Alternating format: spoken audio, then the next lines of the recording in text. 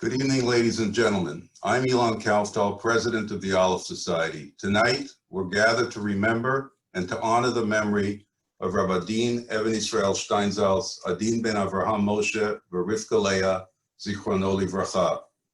While we can't meet in person, we are gathering from throughout North and South America, Europe, Israel, Australia, and South Africa. That's especially fitting because Rabbi Steinsaltz, our Rabbi Adin, has transformed Jewish life on every continent. His majestic Talmud translation and commentary has been translated into 6 languages. His work of Kabbalah, the 13-petaled rose, is recognized as a classic text. There are commentaries on Tanakh, on Maimonides' Mishnah Torah, and on the Tanya, the foundational work of Chabad thought. All told, the rabbi authored some 300 individual volumes of Jewish philosophy, theology, mysticism, even zoology. But our Rabbi Adin understood that books will sit uselessly on a shelf until readers are inspired to open them. He was a quintessential teacher, crisscrossing the world and meeting with Jews everywhere. His Israeli high schools and Yeshivat Tekoa are educating a new generation of leaders. He opened the first and only yeshiva in communist Russia and recreated Jewish life in the Soviet Union's desert of atheism. The Global Day of Jewish Learning, over which he presided, was celebrated in 46 countries, over 500 communities every year. The New York Times called him a towering figure. Time magazine gave him the title of a once-in-a-millennium scholar. Not since Rashi, 1,000 years ago, has any scholar accomplished so much, but even these praises don't capture his appeal and his impact. It's just a month since he has left this world. The tear in the fabric of our lives, the hole that his absence has created, grows larger and more jagged every day. Still, we're not here to eulogize him. That's not what our Rabbi Adin would have wanted. We honor his memory and his vision through our study and our exploration of our sacred texts. And that's what we will do this evening. Let me then begin with a passage from his favorite psalm, chapter 139. It will open a small window into his soul and into his deepest love, the love of the Almighty. Im esak shamayim shamata, ve'atzia sheol inecha. If I ascend to heaven, you are there. If I descend to the netherworld, you are there. Esak anfei shachar, Shkina b'achrit yam, were I to travel with the wings of dawn, were I to dwell at the end of the sea. Gam sham yadcha tancheni v'tochizeni yeminecha. Even there, your hand would guide me, your right hand will hold me fast. Va'omar ach choshech yishufeni v'layla or badeni. Even if I say that darkness will conceal me, that night for you is light. Gam choshech lo yachshef mimecha velayla kayom yair kachashecha kaora. Even darkness does not darken for you. The night, as if day, gives off light. Darkness and light are the same. Ki ata kanita bilyadai tesufeni bebeten imi. For you formed my innermost parts. You sheltered me in my mother's womb. Here is Rabbi Steinsaltz's own commentary on the last verse we've read. Everything the psalmist has done is actually a result of God's creation of him. For you formed my innermost parts. From the very beginning, my being has been your handiwork. Everything in my life stems from your creation of me, even my innermost hidden parts. You sheltered me in my mother's womb. Rabbi Steinsaltz touched people from all walks of life and all points of the religious and cultural spectrums. Tonight, we'll hear from several distinguished speakers representing the diversity of his audience and the breadth of his interests. We begin the evening with an appreciation by Israel's Prime Minister, Benjamin Netanyahu. במנות 30 לפטירתו של ענק הרוח, הרב עדין שטיינזלץ, אני מתקשה לצמצם את פעילותו לכמה מילים, אבל הייתי אומר שהוא נמנה על גדולי הרוח של עמנו בכל הדורות, וכמובן בזמן החדש, כי הוא עשה דבר מופלא. הוא הנגיש את התלמוד, את היצירה הכבירה הזאת, שהתפרסה לאורך דורות של בני עמנו, הוא הנגיש אותה לדור שלנו. הוא עשה את זה בצורה מופלאה, משום שהייתה לו את היכולת המורכבת הזאת לפשט דברים מורכבים. הוא ידע לעשות את זה בבהירות שכלו, ברגישות האנושית שלו ובמצבורי הידע הבלתי נדלים שלו. אני הכרתי אותו כשהלכתי לביתו ברחוב אגרון, ושוחחנו, והוא גם נתן לי שיעורים. הוא נתן לי שיעורים על התלמוד, ובשיעורים האלה הוא התפרס, הוא נפתח מיד להיסטוריה הרומית, לשורש המילים, אטימולוגיה, להתפתחות של התרבות העברית, של השפה העברית, לאירועי הזמן ההם ולאירועי הזמן הזה. הוא עשה את זה תמיד בהומור, באיזה חוט דק כזה של אפילו של אירוניה, אבל מתוך אהבה כל כך עמוקה למורשת של עמנו, לעברו, להווה שלו וגם לעתידו. ואני חושב שזה מה שהוא עשה, הוא הניח את יסודות העבר כיסודות לעתיד. ואני חושב שאנחנו חייבים לו חוב ענק. הספרים שלו כמובן נותנים לנו את משנתו, והם פה לא במקרה, וחסר פה גם הספר שלו הנפלא על התלמוד באנגלית, שגם מנגיש את התלמוד לעמים אחרים, לעולם כולו. וזה לא פלא שהעולם כולו הכיר בגדולתו. אני חושב שכולנו חייבים לו חוב עצום, ואני מבקש שילמדו אותו בבתי הספר שלנו. זה המינימום שאנחנו צריכים לעשות כדי להחזיר לו תודה על הברכה העצומה שהוא נתן לעמנו. Israel's ambassador to the United States, Ron Dermer, met Rabbi Steinsaltz when he was a student, long before he entered government service. Now, Ambassador Dermer describes their deep and close friendship and what he learned from the rabbi. I am humbled to have been asked to say a few words about Rav Steinsaltz, Zecher Tzadik Livracha, to mark his Shloshim. I first met the Rav 25 years ago when I was a student at Oxford University. His unassuming demeanor was so at odds with most of the extraordinary individuals one encounters in life that it left a lasting impression. The impression of a man who was not concerned in the slightest with impressing other people, and who was always himself, no matter where he was or to whom he was speaking. He had come to London for a debate, and I was given the honor of introducing the Rav that night.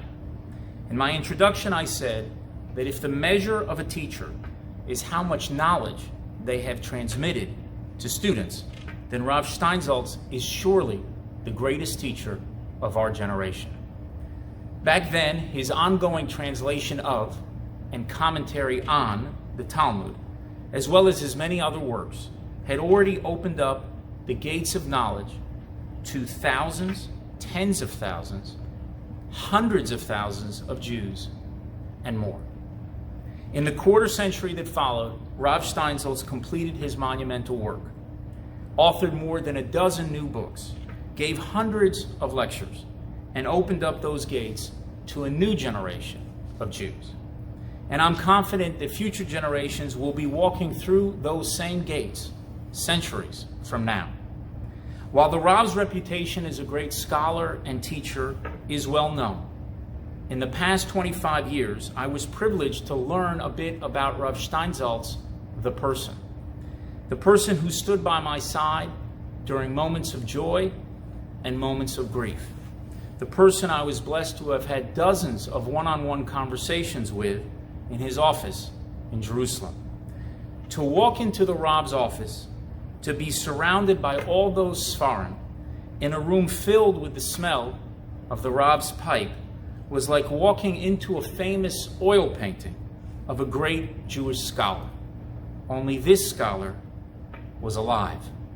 and boy, was he alive. He combined the curiosity of a child with the wisdom of a sage. He was serious, yet lighthearted, who seemed to converse about matters great and small with equal delight, a delight you could always see in those smiling eyes that never stopped gleaming.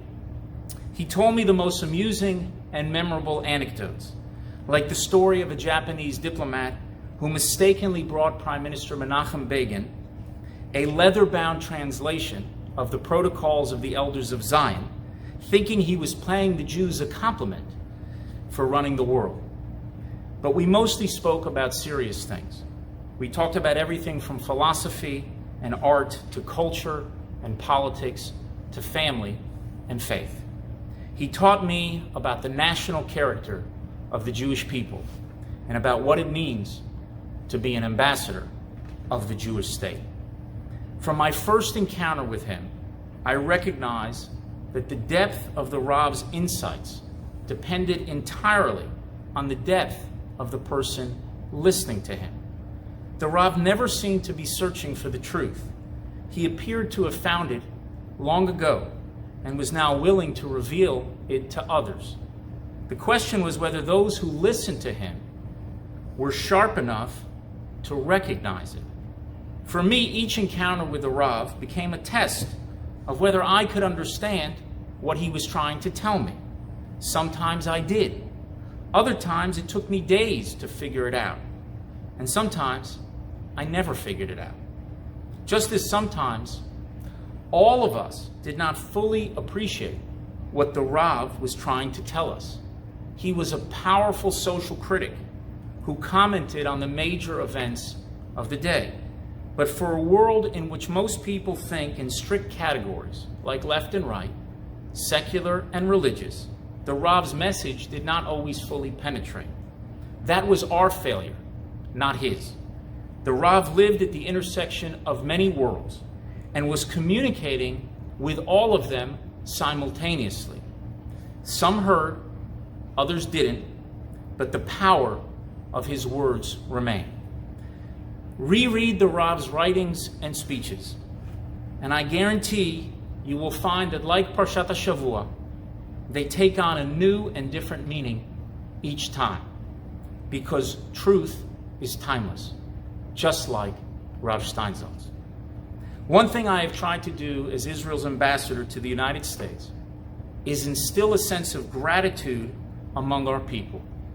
After all, 100 generations of Jews dreamed of living at a time when there would be a sovereign Jewish state.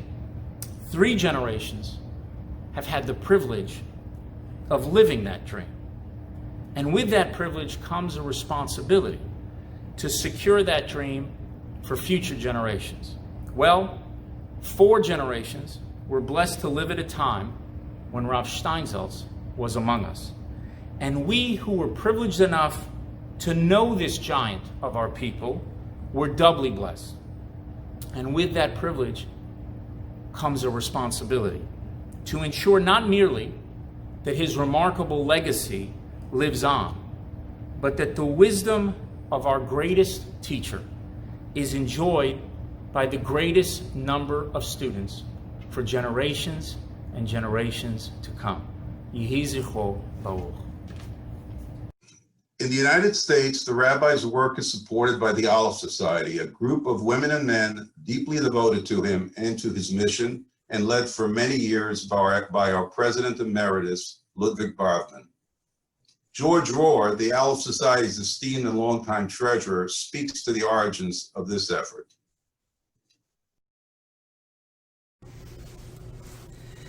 In 1988, 3 far-sighted Americans, the late Jack Nash, the late Ralph Goldman of the Joint Distribution Committee, and Yibadel L'chaim Lou Bravman, understood that the bearded, slight, and rumpled rabbi before them was truly a towering figure. They launched the Aleph Society to raise the funds and support necessary for that rabbi's struggling Talmud project, his stunning Russian initiative, and his seemingly endless ideas for Jewish education. I think all of us here gained far more than we gave. We witnessed as reader after reader, student after student, many, many thousands of them, emerged hungry for Jewish knowledge, souls thirsty for a connection to our people and the Almighty. We ourselves were changed by the experience. Every encounter brought new self-knowledge and a clearer understanding of the world before us. How to encapsulate such a man in just a few words? In Jewish tradition, we recite sections of Psalm number 119 when we visit the grave of a loved one. It is an alphabetic acrostic. We choose the letters that correspond to the name of the departed. Let's look at verses that correspond to the name Adin, Ayin, Dalid, Yud, Nun, and see what they teach us about the man. Ayin, Et la'asot la'Hashem, heferu toratecha. It is a time to act for the Lord, for they have abandoned your teaching. Rabbi Steinsaltz knew it was time to act. He began his commentary on the Talmud when he was only 27 years old. He believed it was his obligation to make the Jewish canon come alive for the millions of us who had lost our connection to Torah. Dalet, derech emunah bacharti mishpatecha shiviti. I have chosen the way of faithfulness. I have set your rules before me. The rabbi used to say that he was such a skeptic that he even became skeptical of atheism. He would say that it was skepticism that brought him to belief in God. Nothing else made sense to him. Yud. Yadati Hashem ki tzedek mishpatecha ve'emunah initani. I know, O Lord, that your rulings are just. You have afflicted me in faithfulness. Rabbi Steinsaltz was born with Gaucher's disease, a Jewish genetic disease that attacks the autoimmune system and can be deadly. He often lived with great physical pain, but never complained. And no matter how much the discomfort, he never slowed down. Nun. Nidvot pi ritzena Hashem u'mishpatecha lamdeni. Please, Lord, accept the offerings of my mouth and teach me your laws. Everything he taught, everything he wrote, all of it was in his service of the Almighty. This was his prayer, that God accept his teachings and give him the knowledge and the wisdom to share with the Jewish people whom he so loved. So much more to say about our Rav Adin, yet these few verses capture some of his essence. He acted on behalf of the Jewish people because the times demanded it. He believed deeply in God and his laws and a breathtaking scope of knowledge. Even so, he had a healthy skepticism about the world around him.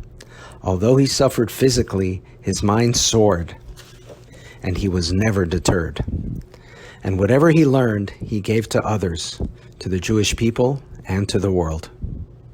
May his memory be blessed. Yehi Zichro Baruch.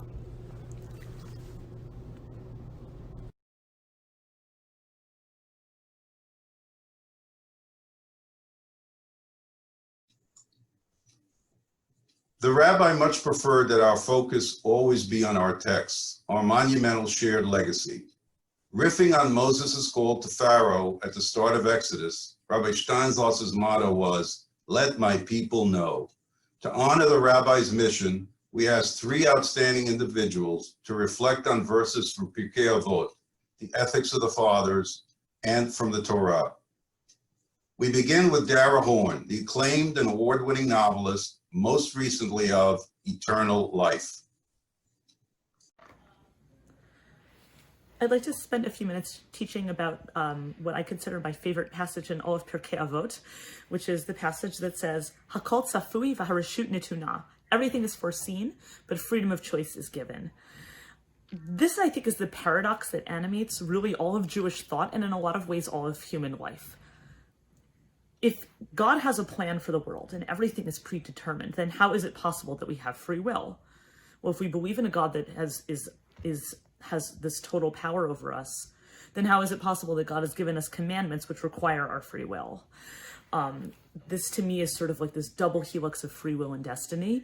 And I think one of the best ways to understand it is less through halacha than through agadah. In other words, less through Jewish law and the way we understand Jewish law than through Jewish legend and Jewish stories. And my favorite illustration of this is the biblical story of Joseph in Genesis, which I think precisely illustrates this. Nothing in the Joseph story happens because of any kind of divine intervention, or so we think. Joseph has these dreams at the beginning of the story that say that, his parents and his siblings will one day bow down to him. But he doesn't really have this relationship with God that we have with other biblical figures. All he has are these dreams. But what you notice is that at every step of the way in that story, it seems like things are happening through human agency. His brothers hate him, they reject him, they sell him into slavery. He is accused of sexual assault by the household in which he's serving. He's then thrown into prison. He interprets the dreams of two men who are servants of Pharaoh in prison. One of them later remembers him to Pharaoh. He then interprets the dreams of the Pharaoh. And he rises to prominence in Egypt. His brothers then come from the land of Israel to Egypt to get food from him. He then, tests them and reveals himself to them, bringing his family to Egypt. So all of these sort of moments, it's almost like a Netflix series, right? It's like everything is just happening through these complex interactions between characters. But what's most amazing about that story is you look at every moment in that story and you see that in any point, if one of the human choices that had been made were made differently, is the end of Jewish history. What if Joseph's brothers hadn't thrown him into the pit, hadn't sold him into slavery? Well, then they all would have died from the regional famine. What if Joseph hadn't been thrown into prison and hadn't met these two servants of Pharaoh? Well, yes, then again, everybody's going to die from this famine. At any point in that story, every single thing that appears to be a human choice, if another human choice is made, everyone ends up dead. So there's this sort of bizarre, as I said, a double helix of free will and fate that's brought into this. At the same time, there's also, I think, those interactions between free will and fate that move in each person's choices. Another beautiful example of this shows up in the book of Exodus, when we're told at some points that Pharaoh hardens his heart, and at other times that God hardens Pharaoh's heart. And Maimonides explains this by saying that, in a sense, at the beginning, Pharaoh faces a choice. He can either be lenient toward the Israelites or be stricter toward the Israelites. At that point, there's a fork in the road. He can go one direction or another. At that point, it's an equal choice. But once you take one step down path A instead of path B, it is no longer an equal choice. Once he goes one step down, refusing to hear God's word, it becomes that much harder to go back down and to change his mind and to go to path B. And so, as Maimonides says, eventually it gets to a point where it says God hardens Pharaoh's heart. It's really that Pharaoh himself has moved so far down this path that it's no longer as possible to change as it once was. So this sort of is, it's actually a very sophisticated way of thinking of the interaction between free will and destiny. But what really makes it the most beautiful and powerful for me is the second half of that passage. Hakol tzafui v'harashut netuna. Everything is foreseen, but freedom of choice is granted. Uvetov ha'olam nidon. But the world is judged by the good. V'hakol lefi rov ha'ma'aseh. And everything is decided based on the preponderance of deeds. So there is this aspect of justice in the world, that it isn't that everything is foreseen, it isn't that everything is predetermined. And I think that especially at this time, when we're facing the loss of our great rabbi who's guided so many of us to these teachings we never would have found before, and when we find ourselves in the midst of a global pandemic that seems to be beyond all of our control, I think it's important for us to remember that second part of that verse, Uvetov ha'olam nidon, that the world is judged by goodness, and everything is judged not just by goodness, but by deeds, l'rov ha'ma'aseh, the preponderance of deeds. We may not have control over a global pandemic. We may not have control over a famine in the land. We may not be able to stop the things that are happening around us, but we are able to mitigate them through the way we follow the Torah and the Torah's instructions for supporting each other, and for helping the stranger, for protecting the vulnerable. These are the teachings that create a just society that makes it possible to be judged on the preponderance of the good.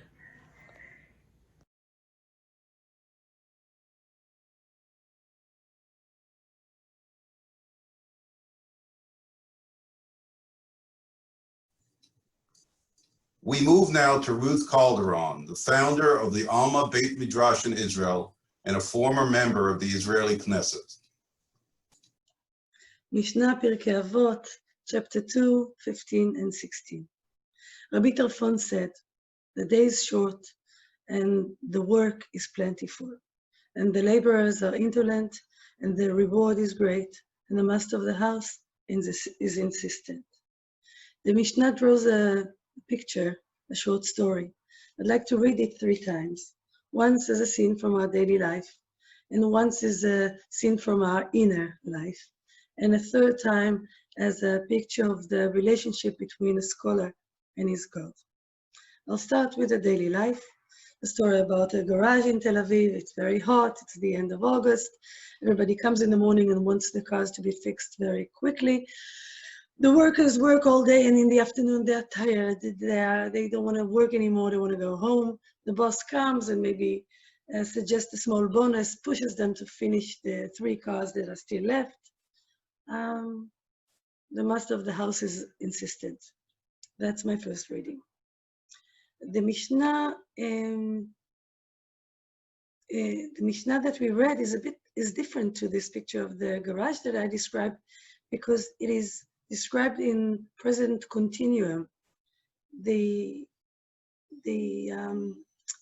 work is always, the day is always short, and the work is always plentiful, and the laborers are always indolent, and the master of the house is always insistent. So underneath the simple picture that was drawn, there's a very deep question, and it's asking, what makes us work hard in our life? Who and what is in charge of our motivation? I'd like to go from here to a second reading, which will use the Sigmund Freud's theory of the inner world, or how our psyche works, and he talks about the id, the ego, and the superego. In this reading, I will say that the workers are the id. They want quick, they want to finish the work. They want to get to rest. They want like quick solutions. They can't see the long term. And the boss is the ego that is practical, and he says to them, there are only 3 more cars, finish the work, the reward is great. And the master of the house is the superego that gives us satisfaction when we feel that we did the right thing, and gives us a feeling of being ashamed of ourselves when we don't do the work that we need to do. What happens in the second Mishnah of Rabbi Tarfon sheds some more light and helps us open this question of motivation. Rabbi Tarfon said, it is not your duty, Rabbi Tarfon used to say, it is not your duty to finish the work, but neither are you in liberty to neglect it. If you have studied much Torah, you shall be given much reward. Faithful is your employer to pay you the reward of your labor. So in this next Mishnah, Rabbi Tarfon is connecting it to the first scene and talks again about the laborer and the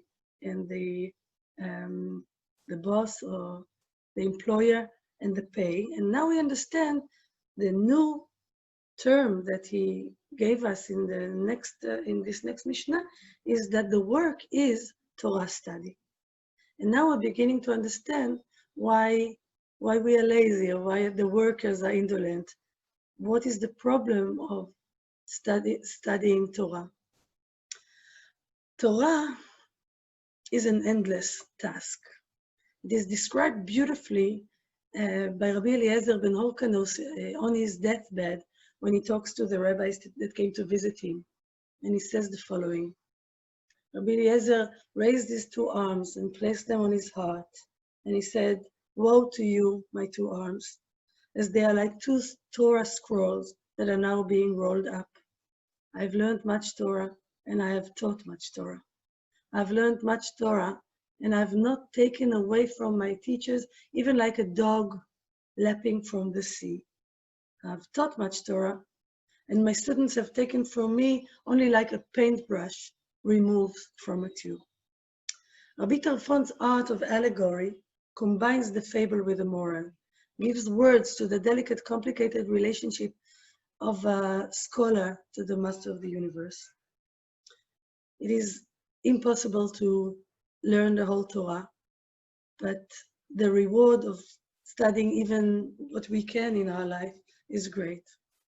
Reading it reminds me how grateful I am to Rabbi Adin, who devoted his life to help us, the workers, so we'll keep up working. For he knew what a precious reward is embodied in the labor of studying Torah. Yehi zichro baruch.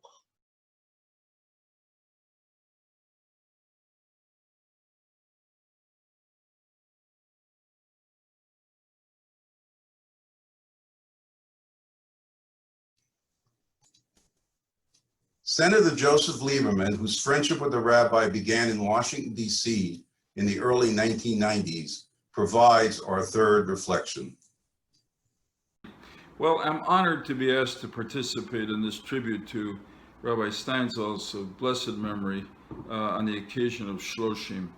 And I know that we've been told that he didn't like eulogies, but he also was a very individualistic person who often didn't follow rules that people set for him. So I'm going to vary a little bit and say just two things about the extraordinary life Rabbi Steinsaltz led and all he leaves us. One is that this is one of the best times ever to be Jewish in the world. Part of that is obviously the reestablishment of the state of Israel, which Rabbi Steinsaltz was part of, and his family.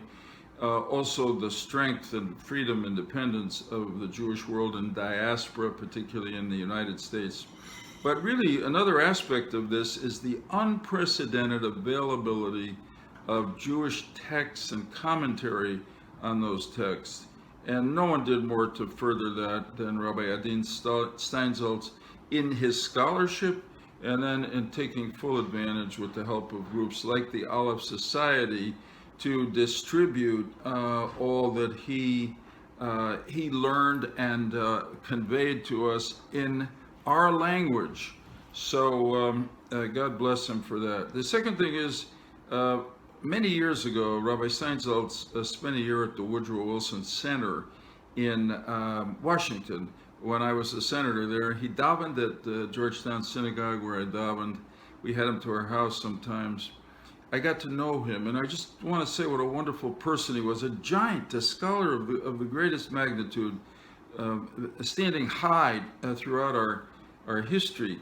But just a wonderful man, very interested in the world around him, outside of the Beit Midrash, and with a wonderful sense of humor and a twinkle in his eye. And without saying too much about it, we had a Kiddush club at the Georgetown Synagogue. He participated in it, and he did so fully. Shall I leave it to that? Okay. Now, in the little time I have left, I want to deal with what I've been asked to talk about, which is chapter 17 in Shoftim, the famous section about appointing judges and pursuing justice, and the classic line, justice, justice you shall pursue. Why is justice mentioned twice? Some people say, a lot of rabbis say, commentators, well, it's because you should not only pursue just ends, but through just means. That makes a lot of sense. And who does it apply to? Some commentators say it just applies to judges, because that's what that paragraph of the Chumash is all about. But Rabbi Steinsaltz makes it broader than that. And he says in his commentary on it, that first part is not enough merely for the law to be just. Take the initiative to impose justice. And then the magnificent following line, which is usually not quoted, so that you will live and take possession of the land that the Lord your God is giving you. And Rabbi Steinsaltz comments on that. How do you do that? By establishing a civilized society where integrity and justice reign. I love that interpretation. This sentence, justice, justice you shall pursue, of course, relates to judges. but it also relates to all of us, and it's the mission of Bnei Yisrael now in Eretz Yisrael. It is how Eretz Yisrael becomes an Or Lagoyim, a light unto the nations, by establishing a civilized state, quoting Rabbi Steinsaltz, whose integrity and justice reign. May his memory be not just a blessing, but an inspiration for all of us. We are blessed that he lived in our time, and all the generations that follow us and that will learn from his work will be blessed as well. My condolences to his family, and all the best to those who continue his work. Thank you. Rabbi Lord Jonathan Sacks has the rare ability to see the sweep of Jewish history, to connect our past and our present, and even to envision the future. In his remarks this evening, Rabbi Sacks ties Rabbi Steinsaltz's achievements to the Bet Midrash of the Talmudic era. The Talmud tells the story of that remarkable day, epoch-making day actually, when the rabbis decided to depose Rabban Gamliel as Nasi, as religious head of the community, because of the disrespectful way in which he behaved towards Rabbi Yoshua. And the Talmud tells us that on that day they opened the doors of the Beit Midrash, and they added many, many benches. Some say 400, some say 700. In other words, Rabban Gamliel had tried to restrict entry to the Beit Midrash and said that the only people who could enter were those who were tochok Pharaoh, whose inside was as their outside. He was very exacting of the people he would let in to the yeshiva, and the rabbi said no. Once we depose him, we jettison that principle and we open the doors of the Beit Midrash as widely as possible. The Talmud then says, in an extraordinary story, that night Rabban Gamliel had a dream, and in his dream he saw whited sepulchres filled with ashes. In other words, he saw in his dream that all those people with the nice outsides, the white exteriors, were in fact fully empty. There were just ashes. The dream seemed to support Rabban Gamliel's approach to admission to the Beit Midrash. And the Gemara says, Velohi, wasn't true at all. Heaven only showed him that dream, so he shouldn't be upset. Because if he really thought about it, he would never have forgiven himself to the end of his days that he had withheld Torah from Israel. So heaven put his mind at rest. But he was completely wrong. God wants the doors of the Beit Midrash opened wide. That was the extraordinary work done by the late Rabbi Adin Steinsaltz, Zechet Tzadik Livracha. He opened the doors of the Beit Midrash wide in a way that hadn't been done since Rashi wrote his commentary to the Gemara 1,000 years earlier. It was an extraordinary achievement. Before the Steinsaltz Gemara, you could not open a Gemara and somehow hope to teach yourself what it meant. There was no way. But once the Steinsaltz Gemara was there, you could. The doors were opened wide, and Adin understood why. This was not a stray aspiration of his. He knew that the very essence of Judaism depends on the democratization of knowledge so that everyone in Judaism can say, not only do I keep the law, but I understand the law as well. Every Jew is encouraged to be a constitutional lawyer. Well, we know how challenging an undertaking that was. Adin thought it would take 13 or 14 years. In the end, it took 45. I often say the greatest kindness Hashem ever does for us is he never lets us know in advance what we are letting ourselves in for. But despite that extraordinary length of undertaking, Adin never halted, never gave up, never despaired, just kept going with that and his many, many other commentaries to many other books. When we look today at the numbers of people studying Gemara, people who would never have dreamed of doing so in any previous generation, as was witnessed by the Siyum of the Daf Yomi not that long ago, and the extraordinary women's Siyum Daf Yomi, likewise. That is Rav Steinsaltz's zechut. He made this possible. I know a father and daughter who would never have considered studying Talmud before, who took it on themselves, even though he was in one place and she was in another, to study a Daf Yomi together right through that Daf Yomi cycle. And they did not miss a day, and they did so for all those 7+ years. I could not believe I was seeing this. I have a Jewish artist in our community who would never have considered studying Talmud before, who took on herself to study a Daf Yomi and actually produced an artwork for every single day of Daf Yomi, inspired by the Daf. It is not unfair, therefore, to say that our generation has seen a sea change in Talmud study of the like of which it would be hard to find a precedent for. And that is Harav Steinsaltz's zechut. We know that the greatest honor anyone can have in Judaism is to be called Rabbeinu. For our generation, Adin Steinsaltz was Rabbeinu. And for many, many generations to come, people will find the doors of the Beit Midrash opened through his zechut. May he derive much comfort in the world of truth, and may we continue to remember him with fondness, with great gratitude, and with great kavod. This was one of the great Jews of our time and all time. Rabbi Steinsaltz's friends and admirers came from all walks of life. They were as diverse as his interests and entirely different from one another. Our next two speakers mirror this broad spectrum. We begin with actress Mayim Bialik.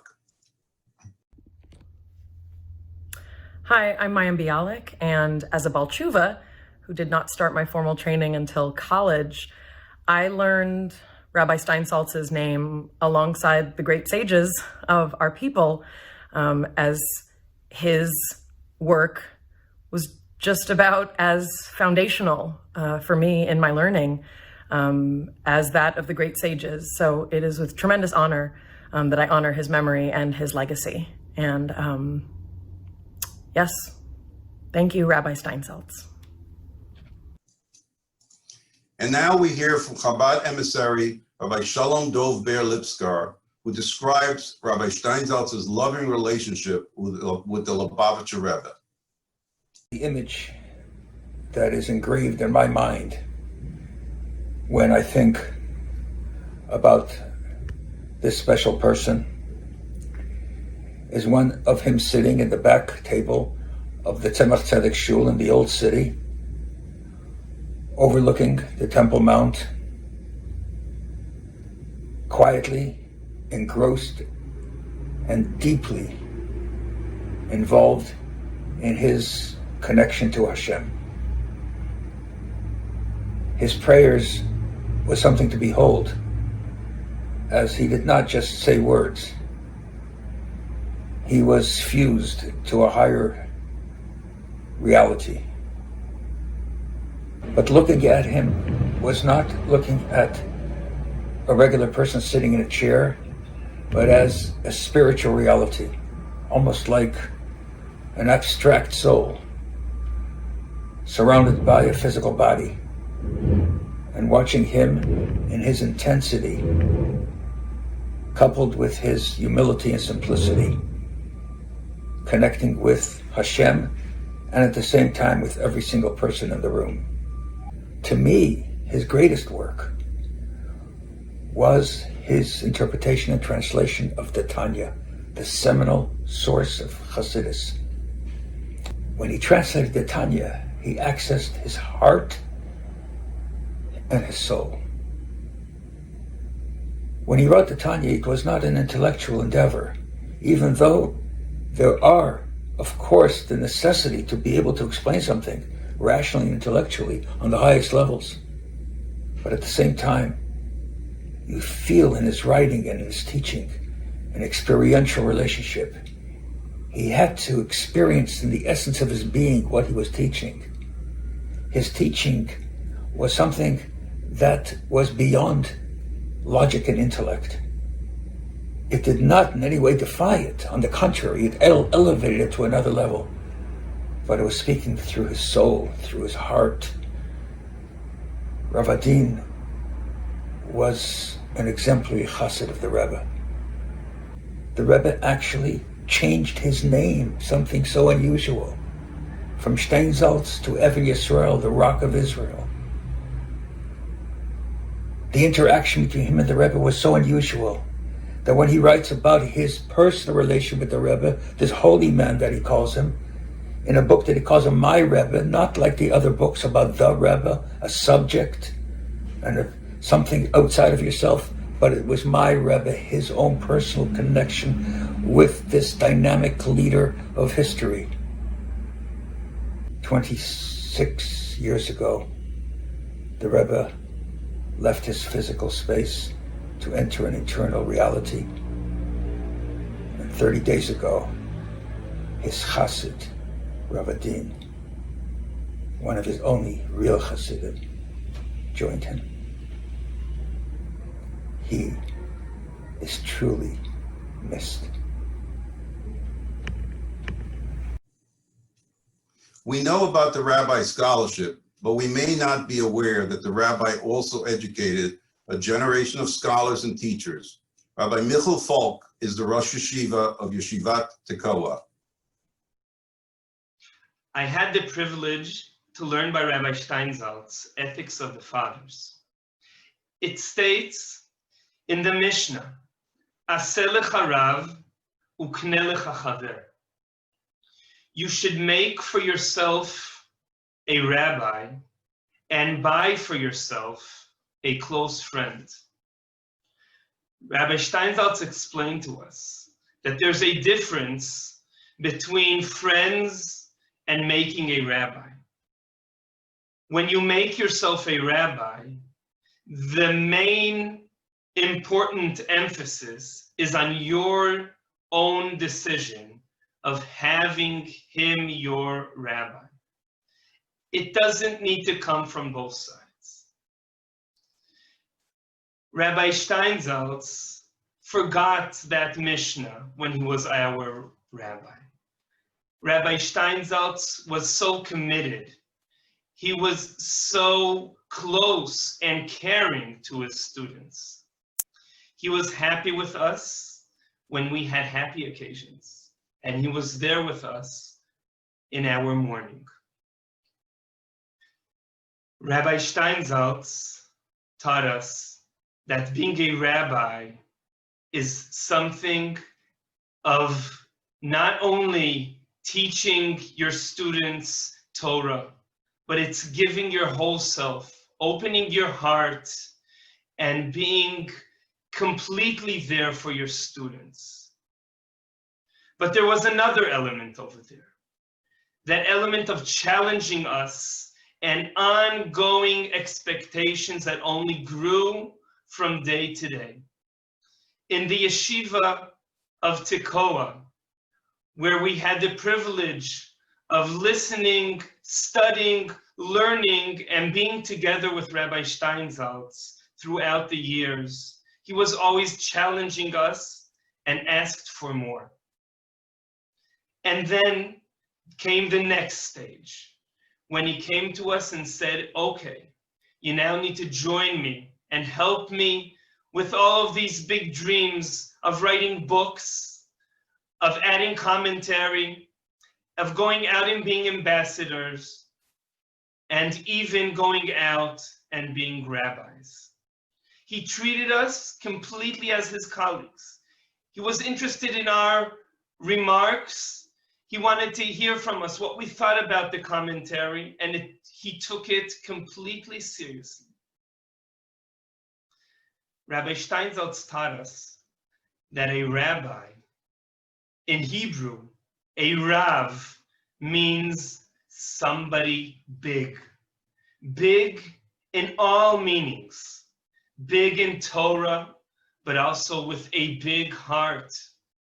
Big intellectually, but also someone who's able to enjoy a pure smile of a little baby. He wanted us to be those big rabbis, not only those rabbis that know how to teach Torah. Rabbi Steinsaltz, you expected from us a lot. Dear Rabbi Steinsaltz, I will do my best, together with the yeshiva and with all of your other students, to grow and be bigger and do more of that big mission that you left for us. Thank you. How is Rabbi Steinsaltz remembered by his family, and how shall we move forward?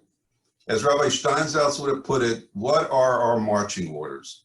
Rabbi Menachem Even Israel is the rabbi's son and the director of the Steinsaltz Center in Jerusalem. He has the profound task of ensuring that his father's legacy lives on even brighter. Please join me in listening carefully to Rav Meni. He will be followed by Rabbi Falk's recital of the Keil Maleh prayer, the traditional prayer for the departed. He will eliminate death forever, and the Lord God will wipe tears from all faces. On behalf of my brother, my sister, my mother, the whole family, myself, the Steinsaltz Center, and the rabbi students, we would like to thank you all for the tremendous amount of love and condolences that we have received in the last 30 days. And welcome you all for joining us today, commemorating my father's 30th day since his ascent. 40 years ago, my father underwent the operation to remove a growth as a result of his disease, the Gaucher disease. As this was a life-threatening operation, he spent a few hours before the operation writing some sort of a last testament and will. The family decided to share the parts of the will who are part of his request with you, the public, and to extend his desires and wishes for all. To my family and friends, here are a few matters that have occupied my mind and captured my heart. With all sincerity and candor, I always thought the welfare of the Jewish people, and I desired to form a bond between the Jewish people and HaKadosh Baruch Hu. God blessed be his name. A desire filled my heart, and for the sake to achieve this goal, I accomplished all that I have accomplished. My actions were perhaps self-oriented, but I love the Jewish people and I love God with earnestness. And with all my heart, I sought these two loves and I acted for their sake. It might not have been adequate, but I acted with all my heart. I leave you with few requests. All material things and honors and tributes are of no interest to me, and they have never preoccupied me. However, I do have a request from all my friends whom I love and whom love me. Help raise my children in the way which we desired. Jews who are complete in the ways of God and men, who walk in the path of Hasidut, and will always remember to love the Jewish people in spite of their shortcoming, as well as every individual Jew. Let them thrive to become acquainted with the world, without fear, but with the only goal, illuminating it with the light of life. And it is another request for everyone else. I wanted to accomplish many, many, many things. Believe me, it was not for my own glory. A fire burned with me, for the sake of God and for the sake of Mashiach. If I knew that others would accomplish this work better than I would retreat to a modest corner. God is my witness. I never imposed myself, nor did I ever push myself towards the order to seek honor or power, or anything that may resemble them. But I wanted to accomplish many, many, many things. I beg you, fulfill the task which I sought to undertake. Continue to accomplish all that will strengthen the bond between the God of Israel, the people of Israel, the world in its entirety, and the Torah. So these four will remain inseparable like the four letters of God's name. Shema Yisrael, Adonai Eloheinu, Adonai Echad. The Steinsaltz Center is moving well ahead. We're pushing forward every day to accomplish the rabbi's dream. It's our goal and mission to continue publish as many of the rabbi work who bring his thought forward. In a short future, we'll be publishing the Concise Guide to Judaism, the Mishnah commentary in Hebrew, and the commentary on the Tanya in English, and many other projects. Also, our app that we've been mentioning and talking about the last year is ready to be published quite shortly. Our Hester Yeshiva is growing strong every year.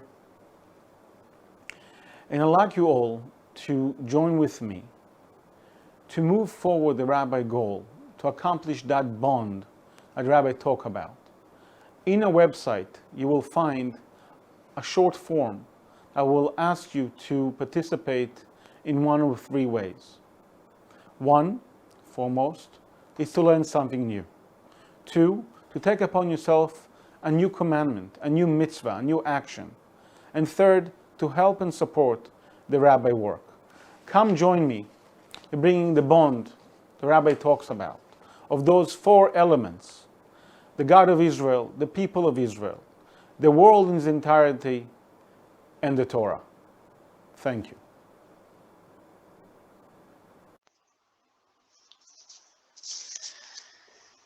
El mole rachamim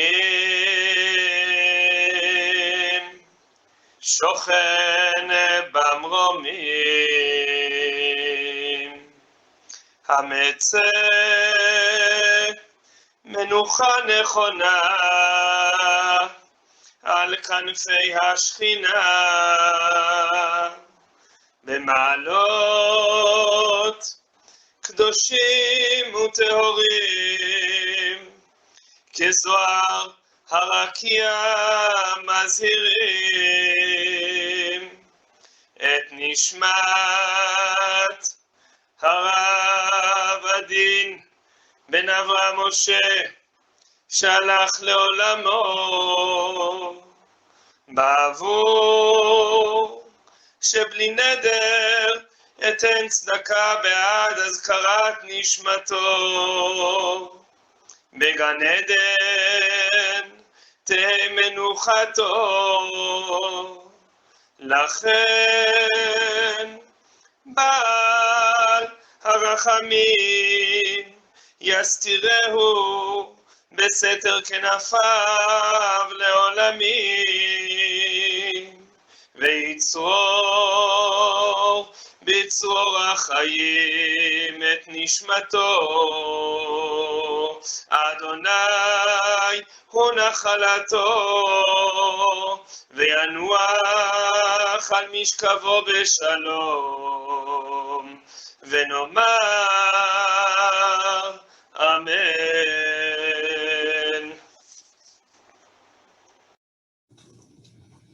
On my behalf and on behalf of the Steinsaltz family, I'd like to thank all of our speakers for this wonderful commemoration of the rabbi. It's now time to move forward in his memory and with his legacy guiding us. Thank you very much and have a good evening.